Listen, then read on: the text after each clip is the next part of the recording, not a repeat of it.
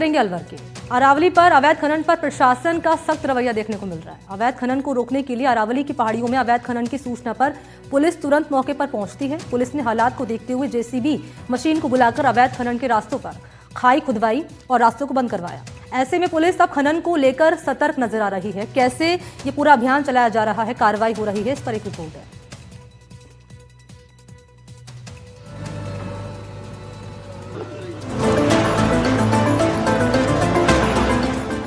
अरावली विश्व की प्राचीनतम पर्वतमालाओं में से एक है। ये वो पर्वतमाला है जिससे करोड़ों लोगों की जिंदगियां जुड़ी हैं और इस पर्वतमाला को बचाने के लिए अब प्रशासन भी सतर्क नजर आ रहा है।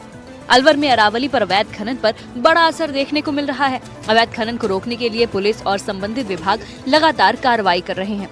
अवैध खनन के रास्तों पर पुलिस और प्रशासन माफिया के रास्ते पर जेसीबी से खाई भी खुदवा रही है।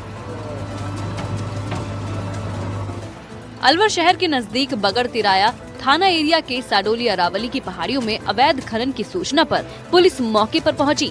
इस पर पुलिस ने अवैध खनन का काम रुकवाया और पुलिस को देखते ही माफिया में मौके पर हड़कंप मच गया। पुलिस ने हालात को देखते हुए जेसीबी मशीन को बुलाकर अवैध खनन के रास्तों पर खाई खुदवाई और रास्तों को बंद करवाया। ये पहाड़ी है जहाँ पर लगातार ट्रैक्टरों से के जरिए जेसीबी के जरिए खुदाई की जाती थी और खुदाई के साथ ही यहाँ लगातार अवैध खनन का जो जोर था वो बढ़ता जा रहा था। लेकिन अभी अभियान के दौरान ही यहाँ पर अब प्रशासन की नजर पड़ी है और उसके बाद अब यहाँ ये खाई खोदी जा रही है। तो आप देख सकते हैं जेसीबी के द्वारा वो रास्ते ब्लॉक किए जा रहे हैं जिससे कि यहाँ कोई वाहन आ ही ना सके, जिससे कि ये पहाड़ी जो है इस अरावली को बचाया जा सके। और छोटे पहाड़ जो है जहाँ पर माइनिंग जो लगातार की जा रही थी उसको लेकर के ये रास्तों को ब्लॉक करने की कार्रवाई जो है वो लगातार जारी है और जेसीबी के जरिए इनको खुदवाया जा रहा है। और पुलिस की पूरी निगरानी भी यहाँ बनी हुई है कि आगामी दौर में भी इन खाइयों को कोई भर ना सके। यहाँ मौजूद है कोई अधिकारी। सर, क्या अभियान के तहत किया जा रहा है, किस तरह से रास्ते ब्लॉक किए जा रहे हैं? ये हमारे डीजीपी साहब और प्रशासनिक विभाग द्वारा जो अवैध खनन पर कार्रवाई की जा रही है उसमें हम जो जहाँ पर जो हमारे क्षेत्र में बगड़तरा थाना क्षेत्र में अवैध खनन होता था उन पर खाई खुदवाई जा रही है और अवैध खनन पर पूर्णतः प्रतिबंध है। क्या जिस तरह से अभी आप खाई खुदवा रहे हैं, खनन तक यहाँ पहुंचे हैं मौके पे, तो क्या लोगों की जो भीड़ जिस हिसाब से दिख रही है, क्या भीड़ के साथ साथ लोगों का कहीं विरोध भी सामने आ रहा है? नहीं, कोई विरोध नहीं आ रहा सामने। बाकी अवैध खनन के रास्तों को सारों का अवरुद्ध किया जा रहा है। सभी थाना क्षेत्रों में और प्रशासन के द्वारा लगातार कार्रवाइयाँ की जा रही है और अभी फिलहाल अवैध खनन पर पूरी तरह से प्रतिबंध जो लगा है, इन अभियान के दौरान पूरी तरह से प्रतिबंध कहीं ना कहीं नजर आ रहा है। उसी के बीच ये खाई खोदने के काम जो है लगातार किए जा रहे हैं जिससे कि कोई वाहन, ट्रैक्टर या जेसीबी यहाँ ना आ सके और अवैध खनन की जो पहाड़ियां हैं उन पर खनन ना कर सके। अभियान में अब तक 21 प्रकरण सामने आए हैं जिसके तहत कुल 9 मुकदमे दर्ज किए गए हैं। अब तक 15 से ज्यादा अवैध खनन के ट्रैक्टरों को जब्त भी कर लिया गया है और कुछ लोगों को गिरफ्तार भी किया है।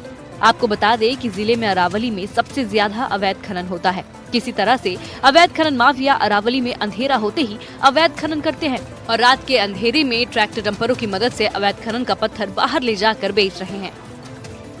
हाँ, तो राज्य सरकार के निर्देश पर 29 दिसंबर से एक अवैध खनन के विरुद्ध अभियान शुरू किया गया है जो 15 जनवरी तक चलाया जाएगा और इसमें 29 तारीख अभियान से ही लगातार जो संबंधित विभाग है वो उसमें बहुत सक्रिय मोड पर है।